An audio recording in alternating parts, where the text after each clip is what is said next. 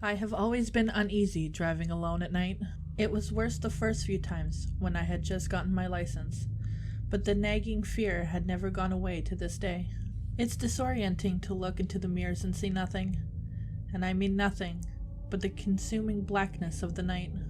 It makes me hesitant to check the mirrors. Should I see this dark void, or worse, something sitting in my back seat staring at me? In the summer of 2003, I found myself driving home alone on Highway 902 from a party.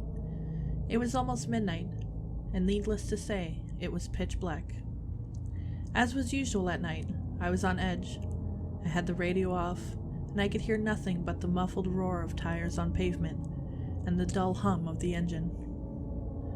I stole a glance into the middle rearview mirror and saw nothing but darkness through the back window.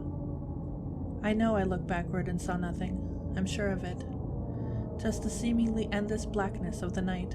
I remember it so clearly because not 10 seconds later a car passed me to the left, headlights on. I had one of those sudden adrenaline rushes like when you see a person outside your bedroom window when it's just a tree, or when you start awake at night with the feeling of falling. 10 seconds earlier, nothing had been behind me. Suddenly, a car. I drove all the way home shivering and knowing something was off. The next morning I found 2 sets of scratches near the back of my van. One was on the left rear, one was on the right. The van was pretty old. They could have been there for months.